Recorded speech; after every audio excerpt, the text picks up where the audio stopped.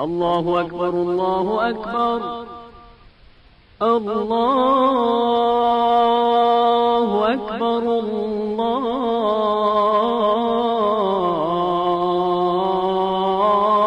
akbar. Аузу биллахи минаш шайтанир раджим. Бисмиллахир рахманир рахим. Ассаламу алейкум ва рахматуллахи ва баракатух. Енді исламдағы көркем мінез деген тақырыпқа келетін болсақ, бұл негізі өте ауқымды тақырыптардың бірі болып саналады. Пайғамбарымыз саллаллаху алейхи уассалам өзінің мұбарак шариф хадисінде былай деп айтады: ақырет күнінде таразыда ең ауыр болатын, яғни жақсы амалдардың ішіндегі ең соңдай салмақтысы, ең бағалысы ол көркем мінез болады дейді. Және де басқа бір хадисте пайғамбарымыз саллаллаху алейхи уассалам айтады: сендердің маған ақырет күнде ең жақын болатындарын ол көркем мінезділерін деп айтқан екен. Енді көркем мінезді айтатын болсақ, ол не көркем мінез дегеніміз?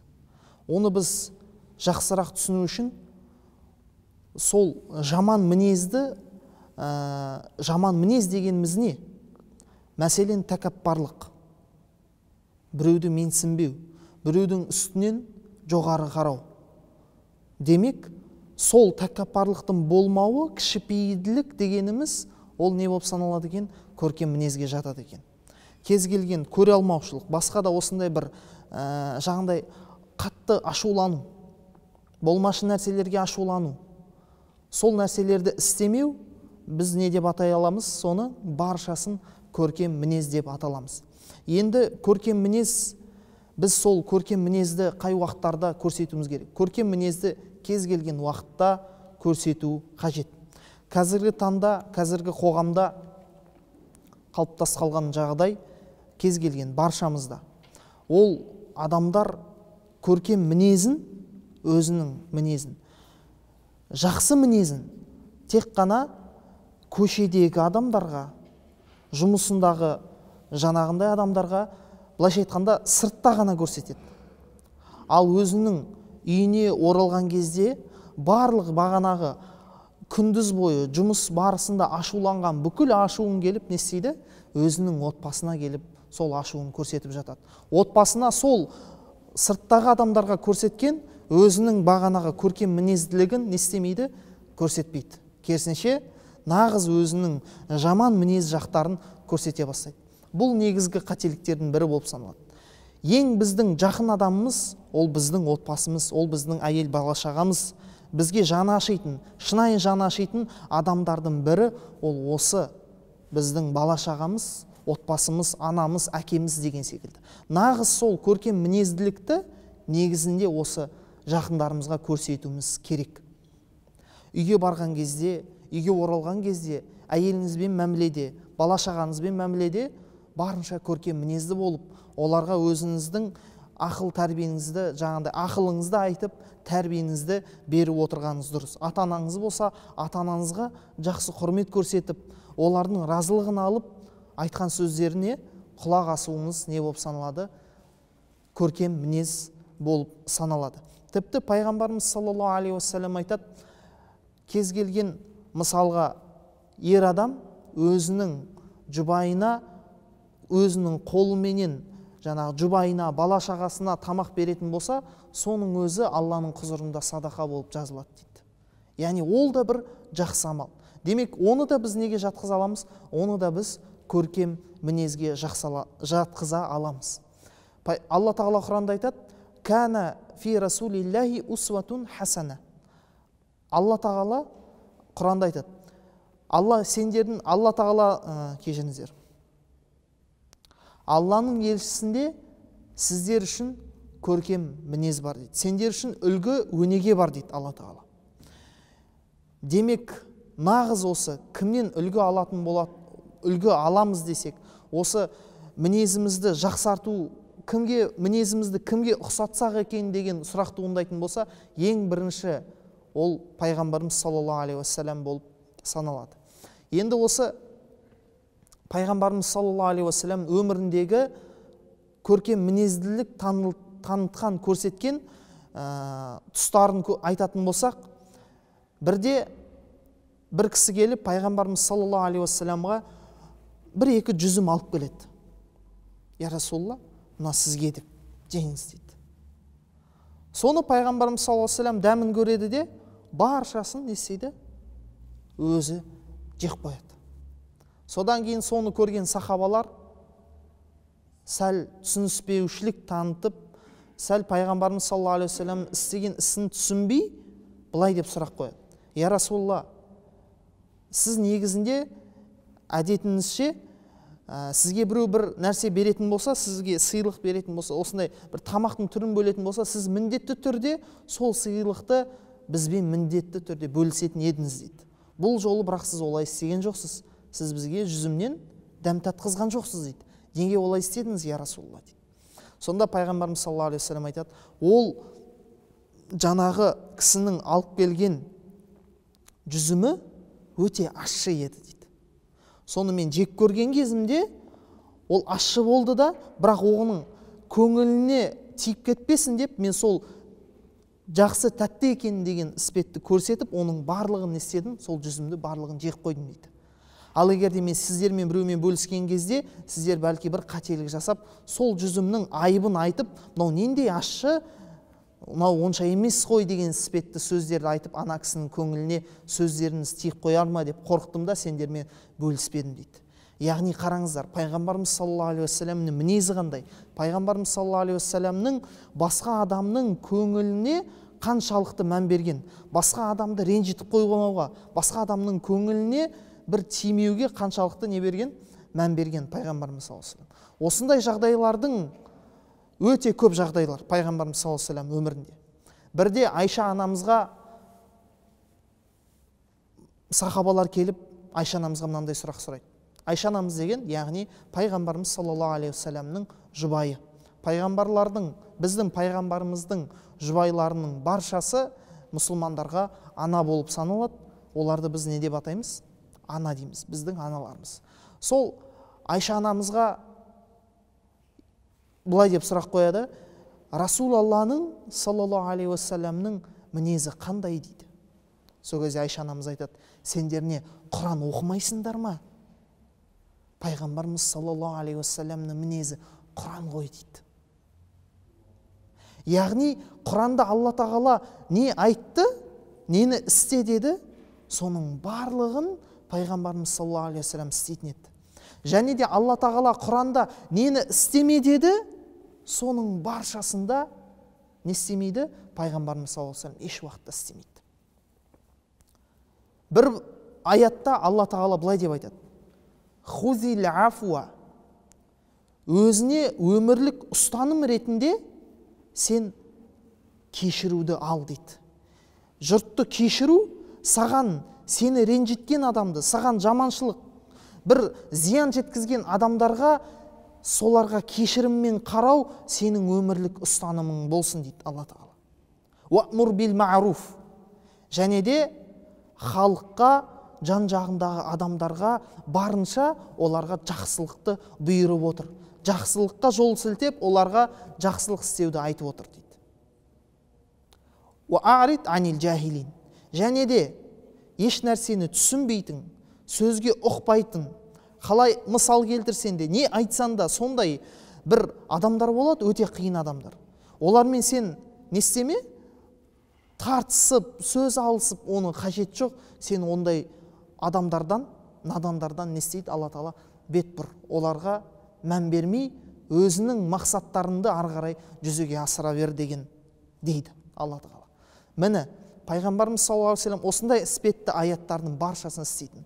Пайғамбарымыз саллаллаху алейхи уассаламға алғашқы исламды таратқан уақытысында қаншама қиыншылықтар жасалды, қаншама қиыншылықтар, зияндар жеткізілді мына дінге иман келтірмеген меккелік мүшриктерден. Соған қарамастан кейін Алланың елшісі сол Меккені жаулап алған кезде, яғни оны ислам мемлекетіне, олар мұсылмандар толық 10 мың адам болып Меккеге кіреді, бүкілі сол Меккені исламға өтеді. Сонда сол бағанағы пайғамбарымыз саллаллаху алейхи уассалам үстіне нәжіс төккен, неше түрлі жамандықтарды жасаған адамдардың баршасын пайғамбарымыз саллаллаху алейхи уассалам кешіреді. Тіпті өзінің пайғамбарымыздың туған көкесін өлтірген Уахши деген кісіні де кешіреді. Ол кісі тәубе етіп, сол ісіне өкініп, кейін пайғамбарымыз саллаллаху алейхи уассаламға иман келтіреді. Міне сондай кісілерді де не істеген екен? Кешірген екен. Бұл көркем мінезділіктің ең бір керемет түрі осы кешірім болып саналады негізінде. Өйткені адамға біреуді, әсіресе сізге жаманшылық жасаған кезде оны кешіру өте қиын. Мынандай бір қағиданы алып келеді бізге Құран, Алла тағала. Сен дұшпанға дейді, бір сыйлық сыйла дейді. Алла тағала Құранда айтады. Оған сыйлық сыйла, сол кезде араларына бір махаббат пайда болады, бір сүйіспеншілік, сыйластық пайда болады. Сол сыйлық себепті ана адамның жүрегі не істейді? Жібейді сізге қарай. Сонда ол сіздің, Алла тағала айтады, досыңыз, жан досыңыздай адамға айналып кетеді дейді. Демек, сізге біреу, қазақта сөз бар ғой, таспен атқанды аспен ұр дейді. Дұрыс па? Міне, нағыз осы исламнан алынған, Құран аяттарынан, хадистерден алынған ол бір сөз болып табылады. Міне, пайғамбарымыз саллаллаху алейхи уассалам да, сахабалар да әрқашан барынша өзіне жамандық жасаған адамға оны жақсылық жасау арқылы, оған жақсылық жасау арқылы өзгертуге не істеген? Әрекет қылған. Осылай өзгертуге. Кешірімменен, оған жақсылық жасауменен. Демек, көркем мінез дегеніміз осы болып табылады. Жалпы оның көркем мінезділіктің түрлері өте көп. Пайғамбарымыз саллаллаху алейхи уассалам айтады өзінің мұбарак хадисінде: сіздер, ей мұсылмандар, яғни бауырына күлімсіреп қарауға да бір салғырт қарамаңдар дейді. Алла тағала сол сіз мұсылман бауырыңызға күлімсіреп қарағаныңыз үшін де Алла разылығы үшін сауап жазып қояды. О, бауырым, қалың қалай, амансың ба, денсаулығың қалай деп соған жымиып оның көңілін сұрау, сол үшін де Алла тағала не істейді екен? Сауап жазады екен. Сондықтан пайғамбарымыз саллаллаху алейхи уассалам айтады, тіпті жай ғана осы күлімсіреуге де сіздер не істемеңіздер? Салғырт бір жеңіл қарамаңыздар дейді. Тіпті бәлки Құдай біледі, сол іс үшін сіз шынайы соны Алла разылығы үшін істесеңіз, сіз жәннатқа кіріп кету себебіңіз бар. Соған осындай бір оқиға бар. Бірде бір ғалым кісі соны айтып береді өзінің уағызында, жамағат қайтып атқан кезде айтады. Бір кісі болған дейді, ғалым кісі. Сол қайтыс болады да түсіне кіреді. Басқа өзінің өмірдегі досына, осындай дін жолында жүрген адамның досына түсіне кіреді. Сонда түсіне кірген кезде жаңағындай сұрайды түсінде. Енді ана қайтыс болған кісіден сұрайды: Алла сені қалай қарсы алды дейді. Мені, яғни өте жақсы қарсы алды, яғни мен сондай үлкен дәрежелерге жеттім дейді. Не себепті дейді? Сіздің бәлки осы қаншама еңбек жазғаныңыз, қаншама кітап жазғаныңыз, сабақ бергеніңіз, ілім үйреткеніңіз, соның баршасының пайдасы ма дейді? Жоқ дейді. Негізі Алла тағала менің бір амалым үшін ғана осындай дәрежелерді маған нәсіп етті жәннаттағы дейді. Ол бірде мен үйіме өте қарным аш күйде келдім дейді. Қарным қатты аш еді, тамақты қатты жегім кеп тұрған еді. Сонда менің жұбайым өте бір дәмсіз тамақ жасады. Тұзы аз бір күріш істеді дейді. Бірақ тұзы да жоқ, дәмі де онша емес. Содан мен ана қарным ашып тұрған кезде негізі сол нәрсе қатты ашуыма тиді да, бірақ ойланып қалдым дейді. Бұл да мен секілді пенде ғой. Бұл да қателеседі. Бұл да Алланың бір жаратылған мақлұғы мен секілді. Менен бір асып жатқан айырмашылық жоқ. Пайғамбарымыз саллаллаху алейхи уассалам айтқандай, «Куллу бани адама хаттаун». Әрбір адам қателесуші, әрқашан қателік жасап тұрады дейді. Бұны мен не істей салайыншы, үндемей ақ қоя салайыншы, анда-санда болып тұрады ғой бұндайда деп. Кімде болмайды деп. Мен оны Алла үшін кешірдім дейді. Міне осы нәрсе үшін Алла тағала менің осы ісімді шынайы Алла үшін істеген үшін қабыл етті де, мен осындай үлкен дәрежелерге жеттім дейді жәннатта. Бірақ кейін жаңағы сол осы уағызда айтып тұрған ғалым кісі айтады, бірақ ойламаңыздар, тұзы жоқ бір тамақты жеумен ғана жәннатқа кіріп кетемін деп. Яғни дұрыс кез келген іске біз не істемеу керекпіз, жеңіл қарамау керекпіз. Тіпті пайғамбарымыз саллаллаху алейхи уассалам айтады, көшеде жаңағындай кедергі болып жатқан тастың өзінде не істеп тастаған дұрыс, алып тастаған дұрыс. Мынау адамдарға не істемесін, кедергі жасамасын деп. Адамдармен мәміле жасаған кезде, сөйлескен кезде ашуланбау. Пайғамбарымыз саллаллаху алейхи уассалам не деген? Ашуланба, саған жәннат болады деген. Ашуланба, саған жәннат болады. Тамаша сондай бір бейнеролик түсірілген. Жаңағы адамдар ашуланады да бір-бірімен ашуланып, сол кезде бір адам келеді де аналардың баршасына қағаздан беріп кетеді. Аналар ана қағазды ашады да, оқиды да, 1-2 секунд ойланып қалады да, күлімсіреп бір-бірлерін шақтап, ары қарай таратып кетеді. Дәл солай осындай бірнеше жағдайды көрсетеді. Сосын ең соңында қағазда не жазылып тұрғанын көрсетеді. Сонда пайғамбарымыз саллаллаху алейхи вассалам сөзін жазып қойған екен: ашуланба, саған иншалла жәннат болады деген. Яғни біз әрқашан бізді ашуымыз алған кезде біз есімізге алу керек. Біз егер сол ашуды Алла үшін басатын болсақ, ашуланбайтын болсақ, барынша сол істі жаңағындай мейіріммен, сөзбен тоқтатуға әрекет жасайтын болсақ, онда Алла тағала бізге иншалла сол үшін жәннатты беретін, кейін үлкен дәрежелерді беретін не істемеу керек, ұмытпау керек. Оған көмектесетін нәрсе негізінде осы көркем мінезді болудың, көмектесудің бір жақсы түрі ол ақыретке иман келтіру. Кейін мына өмірден кейін келесі мәңгі өмірдің бар екенін, Алла тағаланың құзырында сауап бар екенін, жәннат бар екенін, тозақтың бар екеніне иман келтіру. Өйткені сол нәрсе мұсылман адамға не істейді? Көмек береді. Кейін осы үшін мен Алланың алдында сауапқа иеленем. Мына ісім үшін мен тозаққа кіріп кетпейін, Алланың қаһарына ұшырамайын, Алланың азабына ұшырамайын деген бір қорқыныш болады да, ол барынша адамдармен жақсы қарым-қатынасқа жасауға әрекет жасайды. Көркем мінездің дәні ол Алла тағалаға иман келтіру, Алланың бар екеніне, Алланың жалғыз екеніне. Намаз оқу, ораза ұстау, соның баршасы негізінде біздің көркем мінезді болуымызға әрекет етеді. Егер де біз оны лайықты түрде, шынайы дұрыстап Алла үшін оқитын болсақ, өйткені пайғамбар Алла тағала Құранда айтады: «Иннас салата танха анил фахшаи вал мункар». Расында намаз арсыз және жаман істерден тыяды дейді. Егер де сіз өзіңіздің құлшылығыңызды шынайы Алла үшін оқитын болсаңыз, Алла менен әр намазда Алланы ойлап оқитын болсаңыз, сіз еш уақытта жаман мінезді болмайсыз. Ал демек кез келген жаңағындай кейбір кісілер айтады: намаз оқиды ғой, намаз оқитын адам солай істейді ме деп кейбір кезде адамдар таңғалып, біз өзімізде таңғалып жатамыз. Бірақ ондай адам өзінің намазына демек салғырт қарап жүрген адамдардың бірі болса керек. Немесе ол намазда Алланы емес басқа нәрсені ойлап тұрады. Тек қана несі бар? Қимыл бар, бірақ жүректе не жоқ? Сезім жоқ. Алла жүректе ойлап тұрған жоқ ол Алланы. Ал егер де біз әрқашан намазымызда, құлшылығымызда Алланы ойлайтын болсақ, ол міндетті түрде 100% өзінің жемісін береді. Ал оның жемісі не? Осы көркем мінез. Құран оқу. Құран жүректі не істейді? Нұрландырады. Әрқашан адам Құран оқыған сайын оның жүрегі нұрланып, не істейді?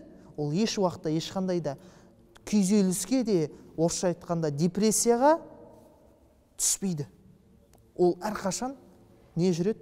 Көңілді, жаңағындай өзінің көңілін сыртқа жайып паш етіп жүреді. Осы қазір осы сөзімді аяқтайыншы, жаңа Құранға қатысты.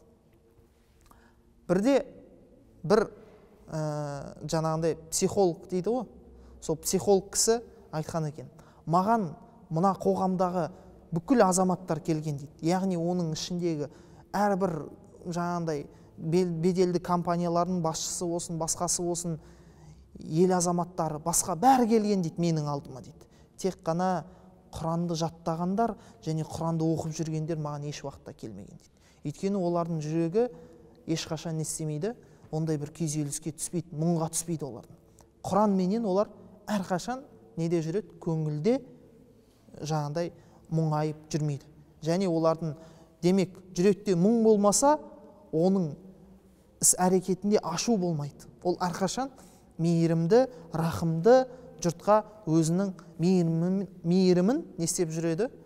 Көрсетіп жүреді, көркем мінезде болады. Сондықтан бұл көркем мінез дегеніміз ең ауыр таразыда келетін. Біздің ақыретте сауап тұрғысынан ең салмақты болатын іс амалдардың бірі болып саналады. Баршаларыңызға Алла тағала разы болсын. Алла тағала баршаларымыздың жасап жатқан осы дұға тілектерімізді, құлшылықтарымызды қабыл етсін. Мына құлшылыққа келе алмай жүрген кісілер болатын болса, сол кісілерге Алла тағала құлшылық етуді нәсіп етсін. Баршаларымызға, осы ата-анамызға, жақындарымызға, отбасымызға мейірімді болуды және де солармен көркем мінезді болуды Алла тағала нәсіп етсін. Баршаларға көркем мінезді мәмілені жасауға әрекет жасайық, құрметті телекөрермендер. Аллаху акбар, Аллаху акбар, Аллаху акбар.